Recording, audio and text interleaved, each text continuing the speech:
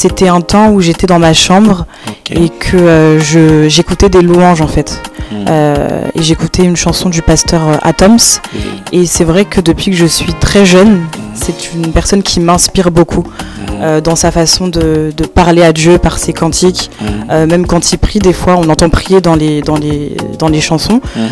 Ça m'inspire beaucoup et je disais, Seigneur, moi aussi je veux pouvoir te parler comme il te parle. Moi, j'ai 27 ans. Je suis na capella.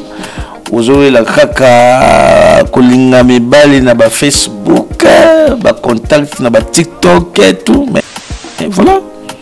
Quelqu'un qui a perdu combien des années pour faire ça? Du coup, en 2 ans. 2 ans, ça, dans 2 ans seulement.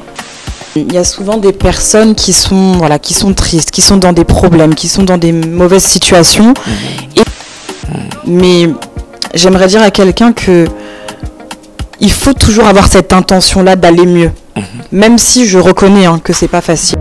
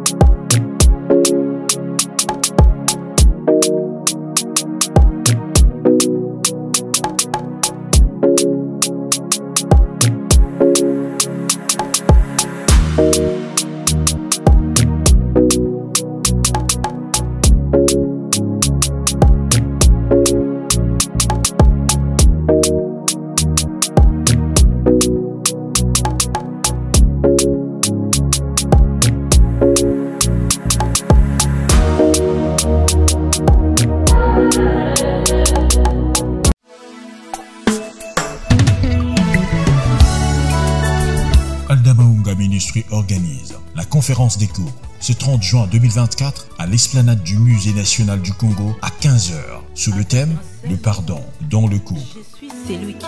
Invité le pasteur Jean-Claude Milandou Boulacho, maman Chabani de la joie de l'Éternel, la sœur Priscilla Ngondankoy dont les Brazzavillois et Quinois ont affectueusement dénommé la bouche autorisée et l'œil de l'Éternel, et la prophétesse Christelle Milandou, hôte de la conférence, la servante de Dieu Aldamaounga Ngondankoy, une femme de foi, une femme de témoignage. Au programme, adoration et louange, conférence et une série de questions-réponses. À la fin de cette conférence sera donné un service de prière pour la délivrance des familles, des couples, des fiancés, des enfants et de nos 2 pays, le Congo-Brazzaville et le Congo-Kinshasa. Entre les mains de l'Éternel, nous soumettrons nos 2 pays.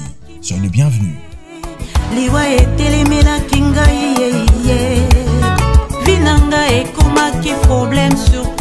Merci d'être là si nombreux en train de suivre votre émission C'est mon temps. Merci à tout le monde qui sont là, qui sont en train de nous suivre partout dans le monde. Merci à Diderot Capitaine qui est derrière la caméra. Merci à Delix Arlo, Vacom toujours, Vacom, mais je dis encore merci à mon père spirituel, évêque général, apôtre William Tindwa Kapanda. Et aujourd'hui, toujours dans cette émission, nous avons réussi pour vous. Elle va se présenter elle-même, donc devant vous. Alors, bonjour Hélène.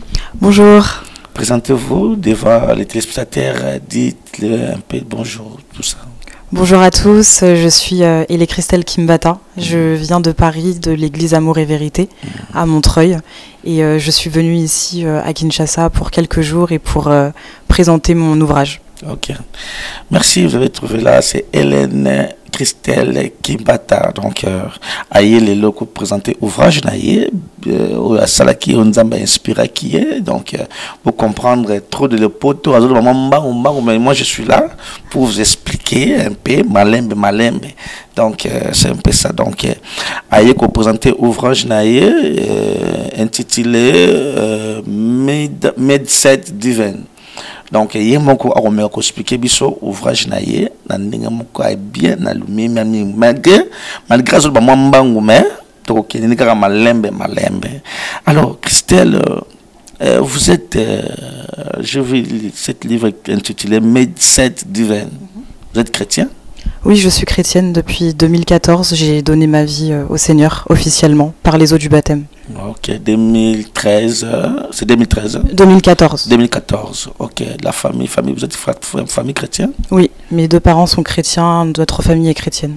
Ok, mais comment est-ce que vous étiez inspiré d'écrire cet ouvrage pendant, je peux dire, un ouvrage comme ça, il y a 31 pages? Alors ça a commencé durant la période du Covid. Oui. Nous en France on était confinés, donc on ne sortait pas de la maison à part par dérogation pour faire des courses. Et c'était un temps où j'étais dans ma chambre et que j'écoutais des louanges en fait. Et j'écoutais une chanson du pasteur Atoms. Et c'est vrai que depuis que je suis très jeune, c'est une personne qui m'inspire beaucoup dans sa façon de parler à Dieu par ses cantiques. Même quand il prie, des fois on entend prier dans les chansons. Ça m'inspire beaucoup et je disais, Seigneur, moi aussi je veux pouvoir te parler comme il te parle. Et puis à ce moment... Nous savons que le pasteur Atoms chante, mais toi, tu dis qu'il parle à Dieu. Oui, alors j'y viens. Oui. Et en fait, quand j'ai fait cette réflexion, donc cette prière, en fait, Dieu m'a dit que je dois écrire des textes qui vont bénir beaucoup d'âmes. Parce que je commençais déjà un petit peu sur mes réseaux sociaux. Oui. J'avais aussi comme on appelle ça un blog, un blog où j'écrivais des textes. C'était d'abord par passion, si je peux dire. Oui. Et puis finalement, je me suis rendu compte que beaucoup de personnes me faisaient des retours et me disaient, en tout cas, ce texte-là, il m'a fait beaucoup de bien. Et donc j'ai creusé avec le Saint-Esprit et le Saint-Esprit m'a dit que je devais écrire des textes, mais pour plus grande échelle, en fait. Ok. Alors, c'était comment est-ce que tu es arrivé jusque-là? Je vis ici, il y a 31 textes. Mais les 31 textes-là, vous avez, au lieu d'écrire des chapitres, mais vous avez écrit jour, premier jour, deuxième jour. Donc, chaque jour, Dieu t'inspirait de quelque chose. L'Esprit Saint t'inspirait de quelque chose ou de quelques titres, quoi. Exactement. En fait, la volonté en tout cas la vision du Seigneur, c'était que pendant un mois, donc 31 jours, les personnes puissent recevoir une inspiration qui vient de lui, pour que ça puisse leur faire du bien dans leur être intérieur. Donc c'était ça l'objectif. Alors, quels sont ces titres-là? Et il pouvait... Non, l'Esprit Saint vous avez déjà inspiré, donc je peux dire, certains titres que vous retenez jusque-là. Alors là, il y a un titre qui s'appelle Ta restauration n'est pas une vengeance. Il y a aussi Quitter les lieux toxiques. Mais comment ta restauration n'est pas une vengeance? Alors, expliquez-nous d'abord, ta restauration est une vengeance. Comment? Alors ce texte, ça s'adresse aux personnes qui ont été peut-être blessées ou traumatisées par une expérience personnelle et qui essayent en fait de sortir la tête de l'eau, de guérir finalement, de guérir de leurs blessures. Mais souvent, les personnes veulent à tout prix se sentir mieux par esprit de vengeance, si je peux dire, pour prouver aux autres. Voilà, j'ai compris bien, notre téléspectateur. Donc, ta restauration n'est pas une vengeance. C'est-à-dire que ce qui nous embête à restaurer, à sali pour nos bikamwa, à sali pour nos makambibele, et des pères qui n'ont aucun moyen na momba quelque chose. Ce que le but que nous c'est la bantunyon so oyo ba nyokola kinga, ba sala kinga mabe. Mais avec Christelle, elle a dit que non, Dieu l'avait inspiré, ce n'est pas une vengeance. Les attaques aux c'est la moto mabe. C'est ça. C'est exactement ça. Ta restauration n'est pas une vengeance. Et évoluons aussi notre donc quitter les lieux toxiques, parce que souvent il y a des personnes qui se plaignent, mais oui, mais j'avance pas dans ma vie, je sais pas comment faire, tout est bloqué, et des fois c'est pas seulement le diable. C'est pas seulement le diable, et c'est quoi encore? En fait, il faut aussi prendre conscience de là où nous sommes. quels sont les amis que tu fréquentes, quelles relations tu entretiens avec les personnes. Est-ce que les personnes avec qui tu es sont des personnes qui t'encouragent dans le mal ou qui font semblant de te consoler pour encore mieux te descendre. Et je crois que là-bas en Europe, toi, tu n'as pas des amis, je pense, ou tu as sélectionné certains amis? Non, j'ai sélectionné et puis j'avais même fait cette prière, hein, Seigneur, fais le tri. Ça, c'est une des prières qui est la plus efficace, je crois. Ok. Merci beaucoup, merci beaucoup. Quoi, les titres là, c'est quoi? Quitter les lieux toxiques. Toxiques, ok. Et l'autre? Alors, il faut que je regarde. Oui, il n'y a pas un problème parce que nous sommes pour cet ouvrage. Nous sommes là pour cet ouvrage. L'âme puissante et singulière. C'est quoi? Oui. Là, c'est vraiment le tout premier texte que Dieu m'a inspiré. Vous remarquerez en fait que je parle beaucoup de l'âme dans ce livre. Et lors d'une méditation comme ça, Dieu m'a fait comprendre que chaque être humain a une âme et que dès lors que celle-ci est morte, alors quand je dis morte, c'est par exemple ce qui tue l'âme, c'est les soucis, le stress, les dépressions. Dès lors que cette âme est étouffée, tout ce qu'on va produire, en fait, ce ne sera pas la vie. Ce sera des choses mortes. Et c'est pour ça que certaines personnes n'arrivent pas à évoluer. C'est parce que leur âme est meurtrie. Leur âme est encore morte. Donc, c'est pour ça que je dis l'âme, c'est vraiment une puissance qui peut te détruire. Mais si ton âme est dans l'allégresse, elle peut aussi t'élever, en fait, et te faire avancer au quotidien dans ta vie. Ici, en Kinshasa, si la personne arrive à écrire un ouvrage plutôt, et c'est qu'il a essayer d'affronter quelques étapes de la vie. Et c'est pour cela que ça lui a permis plutôt de faire ou d'écrire un livre comme ça, de montrer l'expérience aux gens ou des gens qui ne comprennent pas certaines choses. Mais il va vous dire que mais voilà, moi j'ai affronté certains espaces ou certaines étapes de la vie. C'est pour cela que je vous donne aussi des lire cela. Mais vous, j'ai vu comme l'expression, vous êtes en train de donner des sujets là, vous avez des sujets, des très bons chapitres. Est-ce que vous avez déjà eu le temps d'affronter certaines étapes de la vie, ou bien c'est toujours l'Esprit Saint qui vous inspire d'écrire certains paragraphes ou certains chapitres? Alors il y a trois choses. Donc il y a l'Esprit Saint. Il y a aussi mes observations quotidiennes, parce que je parlais tout à l'heure, je disais que les personnes ont cette facilité en fait à venir se confier à moi. Donc dans toutes ces confidences, j'observais en fait des points communs entre ces personnes-là. Mais il y a aussi mon expérience personnelle où de 2020 à 2022, j'ai traversé comme un désert en fait, où j'ai vécu des moments compliqués, où j'étais souvent triste. Un désert en Europe? Oui. Qui chassait ici, quelqu'un part en Europe, je crois, comme si il y a beaucoup de mengo, mais ils en Europe, étape difficile. Oui, c'est pas les mêmes réalités en fait, même en Europe, hein, c'est surtout les problèmes de stress, au travail, et puis bon.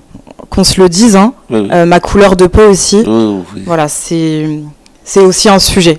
Donc voilà, il y a toute cette pression-là, ce stress, voilà. C'est pour ça. Ok, évoluons. Donc c'est ces trois choses-là, le Saint-Esprit, mes observations avec les personnes qui se confient à moi et mon expérience personnelle qui ont fait que Dieu a voulu condenser toutes ces choses pour que je puisse apporter aux gens.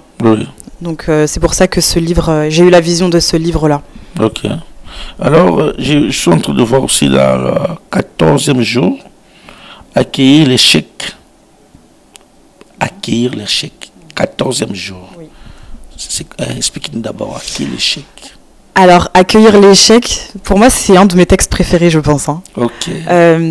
Parce que moi, de nature, hein, je suis quelqu'un d'assez...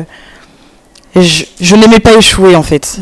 Quand j'échouais, pour moi c'était comme la fin du monde, comme si plus rien n'allait avancer. Et je me suis rendu compte qu'il y a beaucoup de personnes dans ce cas-là. Mais en fait, l'échec, il ne faut pas voir ça comme si c'était la fin de toute chose. En fait, l'échec, avant tout, ça nous enseigne. Ça nous enseigne, ça nous permet aussi de nous améliorer pour que le jour où il y aura un bon résultat, on puisse tirer quelque chose de cet échec-là. Ça produit... Parce que plusieurs personnes croient aussi comme si j'ai l'échec. Il y a des démons, je n'arrive pas à avancer dans la vie. Il y a l'échec, il y a des démons et tout comme ça. Mais vous avez dit quelque chose de très important que non. Il y a aussi l'échec, c'est toi-même, c'est pas aussi les démons. Ouais. Oui. À l'église aussi, vous êtes ouvrier? Oui. Je sers à l'église, je suis à l'intercession. L'intercession. Et aussi à l'encadrement des jeunes. L'encadrement des jeunes. Ok, nous avançons 15e jour, dose d'encouragement.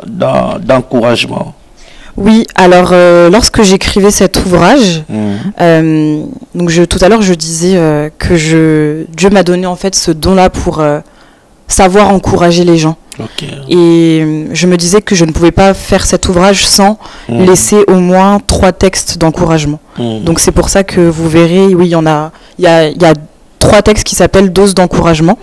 C'est pour que les personnes puissent recevoir vraiment ce que Dieu veut leur dire à ce moment-là précis. Alors comment est-ce que la personne peut parler à son âme?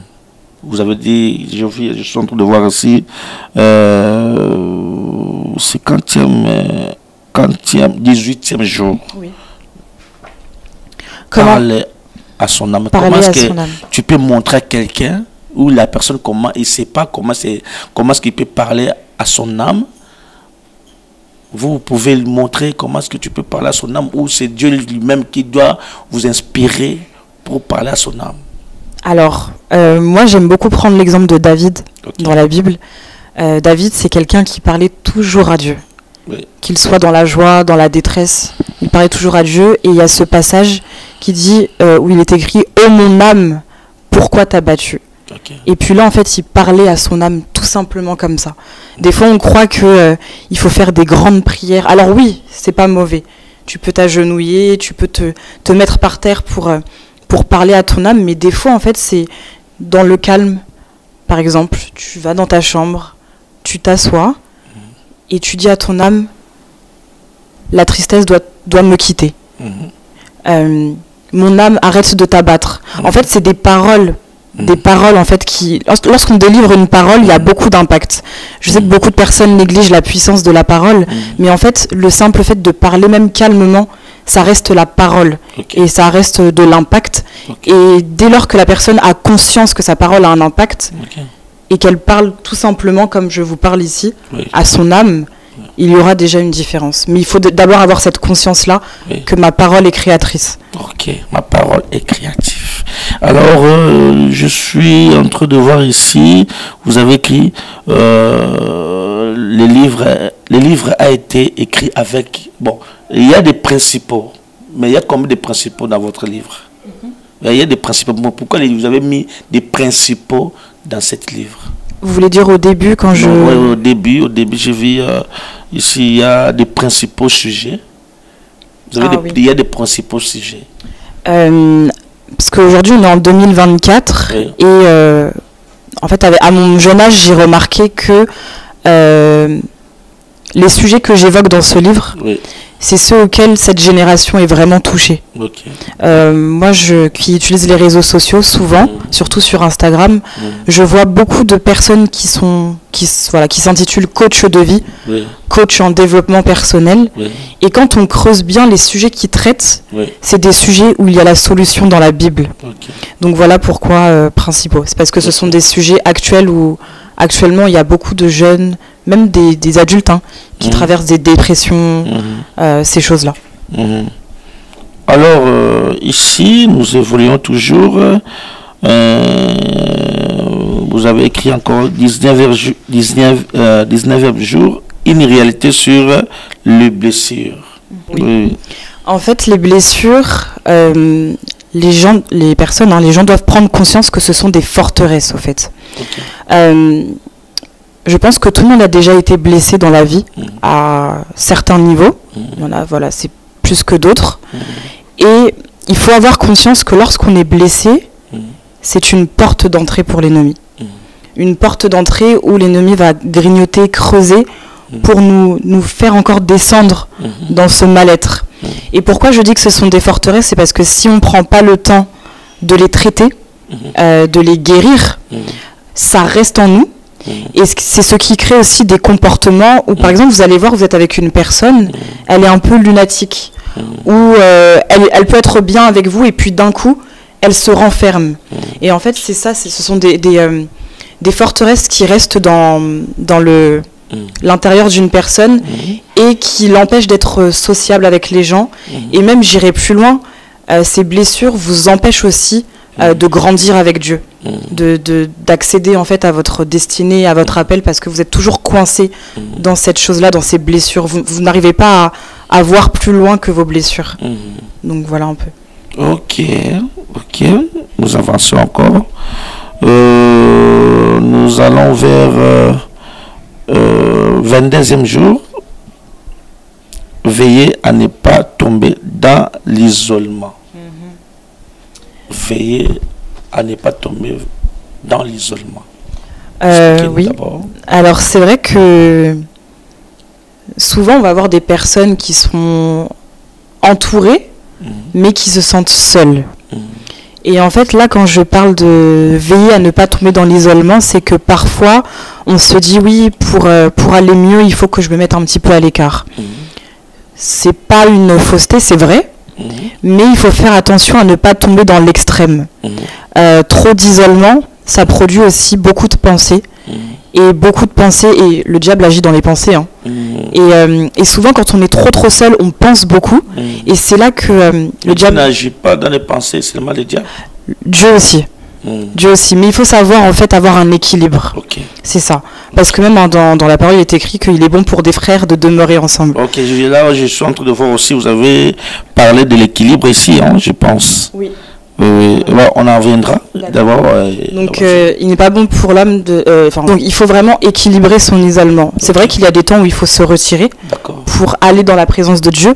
Mais moi, je parle de l'isolement où on se retire pour réfléchir à sa vie. Ça peut être utile pendant un moment, mais ne pas trop rester dans cet état-là parce que c'est là où le diable va vraiment utiliser cette situation pour inculquer des mauvaises pensées et en fait vous garder en fait dans cet état qui n'est pas bon pour vous. Ok. Alors on nous signale là-bas, c'est bon, bien, on avance que demeurer intentionnel. Oui. Demeurer intentionnel. Expliquez-nous. Oui, donc demeurer intentionnel, donc là on parle de l'intention. L'intention. Il y a souvent des personnes qui sont tristes, qui sont dans des problèmes, qui sont dans des mauvaises situations et qui baissent un peu les bras. Mais j'aimerais dire à quelqu'un que il faut toujours avoir cette intention-là d'aller mieux. Même si je reconnais que c'est pas facile. Il y a des situations où vraiment ça prend du temps. Mais l'essentiel, c'est de toujours avoir dans son cœur cette intention. Je veux aller mieux. Toujours se dire je veux aller mieux. Et ne pas être pessimiste, toujours dans l'optimiste en fait. Parce que ça aussi, c'est une action. Le fait de vouloir toujours aller mieux, même si les situations montrent que ce n'est pas possible, le vouloir toujours, avoir cette intention, Dieu le voit aussi et il récompense à cette mesure. Parce que Dieu n'aime pas les paresseux en fait. Voilà. Dieu n'aime pas les paresseux. Un chemin riche. Un chemin riche un chemin riche en rebondissement. Oui. Alors ce texte, je l'ai écrit parce que il faut savoir que la restauration, la guérison intérieure, c'est un processus. Ça va pas venir comme ça d'un coup. Si ça arrive, gloire à Dieu. Ça peut arriver parce que Dieu est souverain, il fait ce qu'il veut. Mais c'est vraiment un processus. C'est étape par étape. Et dans ce processus-là, il y a des moments où ça va commencer à aller bien et des moments aussi où ça peut retomber. Mais j'aimerais dire à quelqu'un qu'il faut pas paniquer. C'est le processus. C'est comme ça. Et puis c'est pour ça qu'il y a, quand je dis des rebondissements, c'est que des fois... Mais les histoires que tu as entendu parler, c'est comme si la personne a déjà fait la vie chrétienne. Bon, la vie, il a déjà arrivé dans un certain âge, à 31 ans ou 40 ans. Mais vous êtes encore 22 ans. 27. Mais vous parlez des choses là vraiment très, très, très capitales. Donc, c'est encourageant. Mais je vais aussi vous donner un certain conseil concernant les livres, il faut mettre ça, les titrages en français. Oui, j'y songe. Il faut modifier parce que les gens puissent directement comprendre. Parce qu'ici au Congo, les gens ont du mal beaucoup à lire. Et surtout si les titres là est écrit en anglais, c'est un problème. Mais c'est une très très très belle titre. Bon, nous commençons déjà à chuter. Je suis en train de voir ici dire stop à ce type de familiarité. Ah oui. Dire stop à ce type de familiarité. Oui, alors dans ce texte, je parle de toutes les choses où on s'approprie en fait les mauvaises situations. Souvent les personnes vont dire oui, ma dépression, ma tristesse, mon angoisse, mais en fait ça ne vous appartient pas. Surtout en tant que chrétien. Un chrétien ne peut pas s'approprier l'angoisse parce que ça ne vient pas de Dieu. Donc voilà, je reviens aussi à la déclaration par la parole. Il ne faut pas s'approprier ces choses. Vous dites cette tristesse, mais ce n'est pas la vôtre. C'est pas ma tristesse. Donc voilà, c'est ce que j'aborde dans ce texte. Ok. Et 40e jour encore, 10e jour. Il faut le 10e jour. Vous avez écrit pardonner aisément pour la paix abondante. Oui, le plus grand problème, je pense, un des plus grands problèmes de l'humain, c'est le manque de pardon. Et moi, gloire à Dieu, Dieu a permis que je suis une personne qui pardonne facilement. Gloire à Dieu, vraiment. Donc, il y a beaucoup de personnes qui me disent, oui, je n'arrive pas à pardonner. Je comprends, ça peut être difficile, mais c'est juste pour remémorer quelqu'un que dès lors qu'il ne pardonne pas, il reste en fait dans une prison où il garde la haine de cette personne. Et en fait, il faut faire attention parce que ça peut créer des maux de cœur. Voilà. Des fois, les soucis aussi, ça vient du manque de pardon, tout simplement. Oui. Ok, merci beaucoup, Christelle. Je suis très content de vous recevoir dans ce plateau, dans cette émission, malgré nous n'avons pas eu vraiment beaucoup de temps. Dans quelques jours, vous allez déjà regagner votre pays que vous habituez, que vous habitez maintenant. Et vous aviez encore l'idée d'écrire encore un autre livre? Oui, là le prochain livre, je pense, c'est pas encore sûr, mais je pense que je vais écrire ma biographie de ma petite expérience de vie, de mes 27 ans de vie, parce que voilà, j'ai traversé des choses et je pense qu'il sera temps que je puisse aussi l'écrire pour édifier d'autres personnes. Mais vous vendez ce livre, vous êtes chrétien, vous dites que les chrétiens ne vendent pas des choses de Dieu. Non, je le vends pour pouvoir investir aussi dans le ministère aussi. Dans le ministère. C'est pour ça. C'est vraiment encourageant.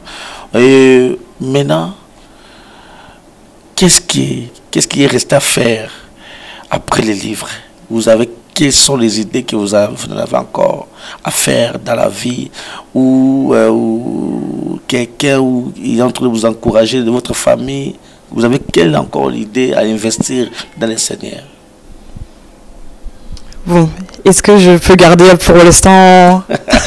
Non, il n'y a pas un problème. Il y a des projets. Parce que ça, c'est déjà... Tu peux avoir déjà une équipe là qui travaille sur ça. Et c'est déjà une grande expérience que vous avez déjà fait. Alors, un des objectifs, c'est que je puisse aider les personnes qui souhaitent écrire des livres également. Que je puisse les aider à s'éditer. Et à la vente avec l'édition Neshama. Donc ça, c'est un des projets pour les chrétiens qui veulent écrire des livres, qui savent peut-être pas comment s'y prendre, comment commencer, les accompagner dans ça et faire naître ces projets-là, ces livres-là. Est-ce que vous avez des soutiens de quelques membres de votre famille? Oui, le soutien de mes parents, des membres de mon église aussi. Il faut d'abord les saluer là où ils sont. Donc je salue Papa Pius Kimbata, Maman Adèle Kimbata qui me soutiennent depuis toujours. Et grâce à vos prières, j'ai pu aussi sortir cet ouvrage. Merci beaucoup. Comme les gens de votre équipe aussi qui sont... Oui, donc je remercie aussi l'évangéliste Eric Kiakwama de Amour et Vérité, le pasteur Philippe d'Amour et Vérité, mon responsable de la jeunesse Eric Kalemba, ainsi que tous les encadrants de la jeunesse, toute l'équipe et tous les membres de l'église Amour et Vérité. Voilà, je vous salue vraiment et merci pour tout, pour votre soutien. Ok. Et l'intitulé de votre livre, c'est quoi? Made in Saint Divin. Alors, en français, c'est quoi? état d'esprit divin. Donc état d'esprit divin. Et je vous demande à tout le monde, frères et sœurs, Bandekonanga, Congo, Kinshasa, Brazzaville, partout, état d'esprit chrétien. Cet livre est comme un chapitre qui toko, où ils allaient vraiment na inspiration vraiment divine. Alors il faut vraiment benga sur na posa aux livres juste na bande de l'écran et que là ou benga juste au commander pour na yo za moins cher. Yo juste kaka comment bité na titrage bité comme sur SMS et tout ça le commande ya livre oyo comme amena et les Christelle Kimbata. Donc moi la mouké na 27 ans yo zo la ko yangulu na kapela ozo la kaka kolinga mibali na ba Facebook ba contact na ba TikTok et tout, mais voilà, quelqu'un qui a perdu combien des années pour faire ça? Du coup en 2 ans. 2 ans, ça, dans 2 ans seulement, elle a arrivé à réaliser cet ouvrage.